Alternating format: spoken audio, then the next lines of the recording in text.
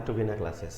जैसा कि आप देख पा रहे हो, this is the second part of the chapter force and laws of motion.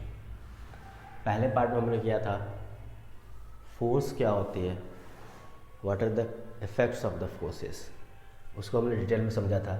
इस वीडियो में हम लोग पढ़ने वाले हैं Newton first law of motion, balance force and unbalance force. से ये तीन टॉपिक इस वीडियो में कवर करने वाले हैं with the examples, very details में हम लोग इसको कवर करने वाले हैं।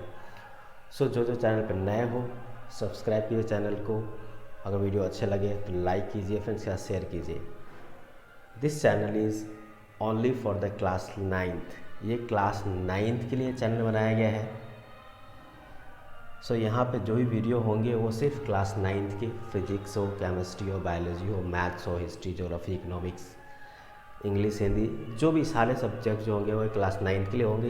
And for the CBSE and ICSE boards, दोनों बोर्ड्स के लिए हम वीडियो बनाए जाएंगे।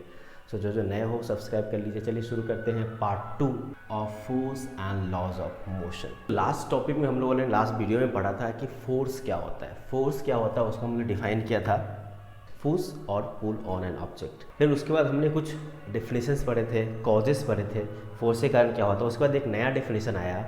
क्या डेफिनेशन आया देखिए, पढ़ते हैं हम लोग। An external influence which changes or tends to change the state of rest or of uniform motion of a body changes the direction of a body or deforms a body is known as forces.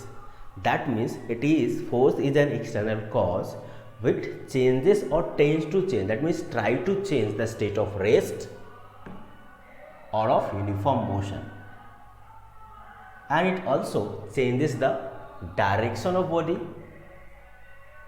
And deforms the body, मतलब इसकी shape को change करता है ये। सो ये this is the nothing but a external cause, right. Okay, जैसे आप देख पा रहे हो एक फोर्स है और एक रोप लिया हुआ है, दो मेन, अब बॉयज बोल दीजिए, जो एक दूसरे को शेप में खींच रहा है। सो क्या होगा, इस रोप में क्या आएगा, स्ट्रेच होगा। रोप क्या होगा, स्ट्रेच होगा, उसके शेप में चेंज आएगा। चलिए नेक्स्ट देखते हैं, आगे देखते हैं टाइप्स ऑफ फोर्सेस। सो यहाँ पे जनरली दो टाइप के फोर्स दिए हुए हैं। एक बोलते हैं हम लोग type of force, that means if you apply this force on an object, then we categorise the force in the two types. One is called the balance force, one is called balance force and another is called unbalance force. तो what is the difference between balance force and unbalance force, what is balance force and what is unbalance force. तो देखिए balance force का definition क्या दिया हुआ है, when two forces of equal magnitude acts in the opposite direction, when two forces, this force and this force, when two forces of equal magnitude, मान लीजिए कि फोर्स यहाँ पे लगाया हुआ है, फोर्स इक्वल्स टू है 10 न्यूटन। न्यूटन क्या है, फोर्स का ऐसा यूनिट है, और इधर भी क्या लगा दिया, 10 न्यूटन। एक जा रहा है राइट की ओर और एक फोर्स लगा रहा है लेफ्ट की ओर। सो यही बोला होगा, when two forces of equal magnitude acts in the opposite direction on an object simultaneously, then the object continue to be in state of rest और of uniform motion in the straight line. अगर ऐसा कुछ action आपको देखने मिलता है किसी एक ही ऑब्जेक्ट पे और फोर्सेस कैसे होंगे, सेम होंगे और अपोजिट डायरेक्शन में होंगे, तब आप क्या देखोगे, कोई अगर ऑब्जेक्ट रेस्ट में है तो रेस्ट में रहेगा, और अगर अब कोई ऑब्जेक्ट मोशन में है तो मोशन में ही रहेगा। Such forces acting on the object are known as balance force. तो ऐसे फोर्स को हम लोग क्या बोलते हैं, बैलेंस फोर्स। यहाँ पे देखिए एक और एग्जाम्पल दिया हुआ है, here is the another example. देखिए एक बुक को आपने क्या रखा है, टेबल पे रख दिया है। वेट ऑफ द बुक क्या होगा, डाउनवर्ड होगा due to the gravitation, and ये बुक जो है टेबल के नीचे नहीं गिर रहा है या टेबल को तोड़ करके नीचे नहीं जा रहा है, that means table is also applying same amount of force on the book. इसी को बोलते हैं हम लोग reaction force of the table. So यहाँ भी क्या हो रहा है, एक्शन एंड रिएक्शन। ये क्या हो गया, अगर ये रिएक्शन फोर्स है तो ये क्या हो जाएगा, एक्शन फोर्स। दोनों ही फोर्स कैसा है, दोनों ही फोर्स क्या है, सेम है, दोनों ही फोर्स का मैग्नीट्यूड सेम है, बट डायरेक्शन कैसे है, अपोजिट है। ऐसे फोर्सेस को क्या बोलते हैं हम लोग, बैलेंस फोर्स। सो क्या हो गया यहाँ पे देखिए, we can conclude that if the resultant of all the forces acting on the body is zero, then the force can be called balance force. अब अदर एग्जाम्पल बोल सकते हैं, अदर डेफिनेशन बोल सकते हैं कि अगर आपका टोटल फोर्स क्या हो, सेम हो जाए, सॉरी टोटल फोर्स कितना हो जाए, जीरो हो जाए किसी ऑब्जेक्ट में, तो क्या बोलेंगे हम लोग, उसको बोलेंगे बैलेंस फोर्स। यहाँ पे देखिए क्या बोला है, एक फोर्स लगा हुआ है राइट की ओर 10 न्यूटन का, एक फोर्स लगा हुआ है लेफ्ट की ओर 10 न्यूटन का। सो टोटल फोर्स कितना हो जाएगा, force right plus 4 due to left. अब देखिए लेफ्ट वाले को हम निगेटिव डायरेक्शन ले लेते हैं तो अपोजिट हो जाएगा, तो क्या हो जाएगा 10 - 10 इक्वल्स टू 0, इक्वल्स टू क्या हो गया 0। सो क्या बोलेंगे, if the resultant force acting on any object, any body is zero, then the force is called the balance force। तो ये अलग डिफिनेशन, अदर डिफिनेशन आई है। If the sum of all the forces acting on any object is zero, then the force is also called a balance force. जैसे मान लीजिए एक force आपने इधर से लगा दिया, एक फोर्स आपने इधर से लगा दिया, इधर से फोर्स लगा दिया, इधर से लगा दिया, सभी क्या है, सभी फोर्स का सम, अगर समेशन ऑफ फोर्स क्या हो जाए, जीरो हो जाए, then the force is called the, then this is called the balance force। okay, coming to the next topic which is unbalanced force। so unbalanced force किसको बोल दिएगा, देखिए यहाँ पे unbalanced force when two forces of unequal magnitude, balance में क्या था, equal magnitude था, act in the opposite direction on an object simultaneously, then the object moves in the direction of the largest force। These forces acting on the object are known as unbalanced force। अब क्या हुआ देखिए यहाँ पे picture में, unbalance force कहता है कि two unequal forces and in opposite direction. देखिए यहाँ पे क्या हो रहा है, दो आदमी एक रस्सी को खींच रहा है और यहाँ पे क्या है, एक आदमी एक रस्सी, उसी रस्सी को खींच रहा है। सो क्या देख रहे हैं, और सभी का क्या देख रहे हो, सभी का स्ट्रेन जो है वो सेम है। अगर ये 10 न्यूटन इधर लगाते हैं तो यहाँ पे 10 और यहाँ पे 10, यहाँ पे कितना हो जाता है, 20 न्यूटन लगाता है। सो क्या देख रहे हैं, this force is called the unbalance force. ऐसा फोर्स हो गया, ये अनबैलेंस फोर्स हो गया। और हम लोग क्या जानते हैं कि बॉडी क्या करेगा, जिधर ज़्यादा फोर्स लगेगा उधर की ओर मूव कर जाएगा। तो यहाँ पे क्या होगा, forces acting on object to cause a change of motion. So unbalance force क्या कर देता है, इसमें ऑब्जेक्ट में मोशन लेकर जाता है। अगर कोई ऑब्जेक्ट रेस्ट में है तो भी मोशन आ जाएगा, और कोई ऑब्जेक्ट मोशन में है तो क्या हो जाएगा, उसका डायरेक्शन चेंज हो सकता है, जिधर ज़्यादा फोर्स लगेगा उस डायरेक्शन में वो मोशन करना शुरू कर देगा। अनबैलेंस फोर्स का this is a very good example. Another example is, देखिए यहाँ पे एक 4 न्यूटन का फोर्स लग रहा है, यहाँ पे 7 न्यूटन का फोर्स लग रहा है, तो नेट फोर्स किधर, मोशन किधर होगा, 7 न्यूटन की ओर होगा। यहाँ पे देखिए 4 न्यूटन का फोर्स लग रहा है, यहाँ पे 3 न्यूटन का फोर्स लग रहा है, तो मोशन किधर होने वाला है, 4 न्यूटन के अलग होने वाला है। यहाँ पे देखिए यहाँ पे 6 है, यहाँ पे 6 है, तो ये दोनों कैसे होगा, 6 बैलेंस हो गए।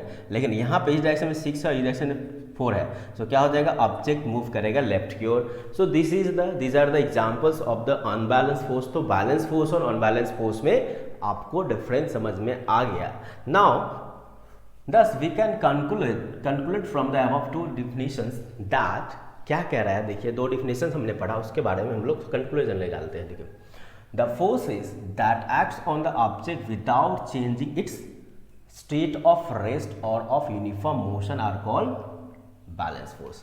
अगर आप किसी ऑब्जेक्ट पे फोर्स लगा रहे हो और वो फोर्स उस ऑब्जेक्ट के स्टेट ऑफ रेस्ट या यूनिफॉर्म मोशन में कोई चेंज ना लाए, then the force is called the balance force. And what is unbalance force, the force, the unequal force that acts on the object causing it to change its state of rest or of uniform motion are called the unbalanced force। so simple क्या बोला है, जो force किसी object पे लगेगा और उसके motion में, स्टेट में या मोशन में कोई चेंज नहीं लाएगा, उसको क्या बोलेंगे हम लोग, बैलेंस फोर्स बोलेंगे। और जो मोशन, स्टेट ऑफ रेस्ट और मोशन में चेंज ला देगा, उसको क्या बोलेंगे हम लोग, अनबैलेंस फोर्स बोलेंगे। So these are the two examples of, by this is the balance force and this is the unbalance force. Okay, so चलिए आगे हम लोग नेक्स्ट टॉपिक बढ़ते हैं। सो चैनल पर जो नए हो सब्सक्राइब कीजिए, this is a very new channel only for the class 9th VC class 9th। यहाँ पे CBSE और ICC दोनों के क्लासेस होंगे सभी सब्जेक्ट्स के। सो सब्सक्राइब कर लीजिए एंड चैनल को ग्रो करने में हेल्प कीजिए। चलिए next topic is very important topic which is Newton's first law of motion. So Newton first law of motion हम लोग इसको बोलते हैं। According to the Newton first law of क्या बोलता है, every body continue in state of rest और of uniform motion in a straight line unless compelled by some external force to change that state। Simple सा बोला गया, Newton's law कहते हैं कि अगर किसी ऑब्जेक्ट को आप छोड़ देते हो, रेस्ट में है और रेस्ट में ही रहने देते हो, उस पर कोई बाहरी फोर्स नहीं लगाते हो। मान लीजिए एक वेट है kg है, इसको आपने नीचे छोड़ दिया हुआ है, इस पर अगर फोर्स नहीं लगा हो तो क्या होगा, इसमें कोई मोशन आएगा? नहीं आएगा। और उसी तरह से कोई ऑब्जेक्ट आप क्या कर रहे हो, थ्रो कर दिए, एक बॉल को आप थ्रो करते हो, अगर बॉल में कोई एक्सटर्नल फोर्स ना लगे, अब बॉल थ्रो करते हो, आप क्या देखते हो कि बॉल वापस हमारे पास आ जाती है, हम हवा में उछालते हैं बॉल को, हमारे पास वापस आ जाती है।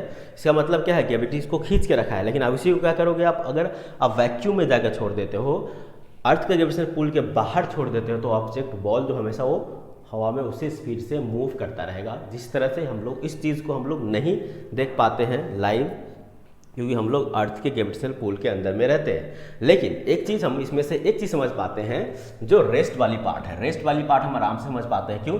किसी ऑब्जेक्ट को आप मान लीजिए आपका बुक सेल है, घर से निकले स्कूल जाने के लिए, और आपका बुक जो है मान लीजिए आपने बुक सेल से एक बुक निकाल कर अपने टेबल पे स्टडी टेबल पे रख दिया, आप स्कूल चले गए, वापस स्कूल से आए, देख रहे हो कि बुक वहीं के वहीं धरा हुआ है, वहीं के वहीं रखा हुआ है।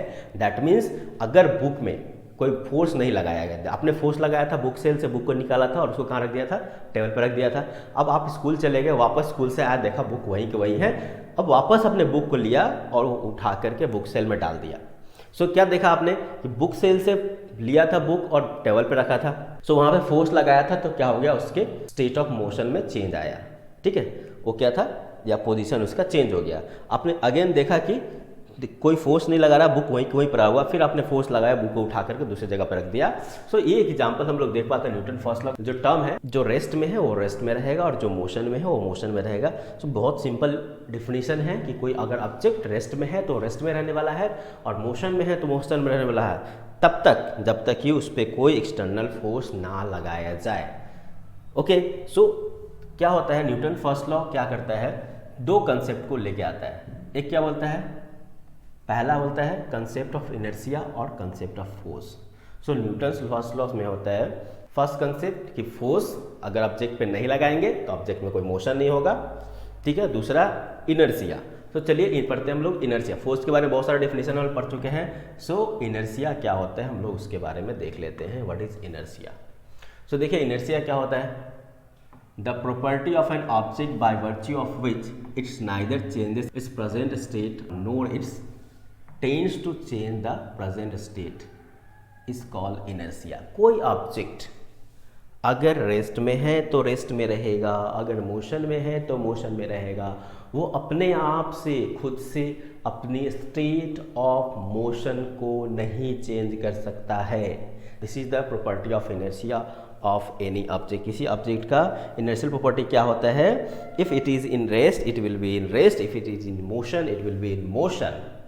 This property of an object is called the inertial property of the object. जैसे कुछ एग्जांपल है, a book lying on the table remains in the same place unless it is displaced by some external agency. External से मतलब force लगा रहा है आपने। ठीक है, a ball rolls on the horizontal plane keeps on rolling unless the force of friction between that balls and the plate stops it। देख रहे हैं यहाँ पे, अगर आप बॉल को यहाँ से छोड़ देते हो तो ये ऐसे मोशन करता रहेगा, इस डायरेक्शन में छोड़ देते हो तो ऐसा रहेगा, वापस आएगा, इधर जाएगा, वापस आएगा, इधर जाएगा, इस तरह से। इसमें भी वैसे होगा केस। कब होगा, अगर इस सरफेस में अगर हम फ्रिक्शन जीरो कर दें और यहाँ पे बॉल को छोड़ दें तो क्या होगा, ये बॉल ऐसे ही हमेशा के लिए घूमता रह जाएगा। इस तरह से बहुत सारे आज इंस्ट्रूमेंट बनाए जा रहे हैं जहाँ पे क्या हम लोगों को इस तरह के एग्जाम्पल्स दिखने को मिल जाता है, ईजिली हम लोग देख पाते हैं। चलिए एक और टॉपिक देख लेते हैं। फाइनली एक और फोर्स का डेफिनेशन फोर लेते हैं। क्या होता है force? Force is that external cause which tends to change the state of rest और of uniform motion of an object. So simply force क्या है? This is the cause which tends to change the state of motion. So simply a book lying on the table moves from its place when it is pushed. A moving bicycle stop when the force of flight on its wheels by a brake. So simple. This is all about the force, balanced force, unbalanced force, inertia and Newton's first law of motion. समझ पा रहे हैं आप लोग? हमने ये सारे topic cover कर लिए। If this video is valuable for you, please like, subscribe and share our channels. So आपसे मिलते हैं नेक्स्ट वीडियो में। तब तक के लिए थैंक यू, जय हिंद। ऐसे ही पढ़ते रहिए, बढ़ते रहिए।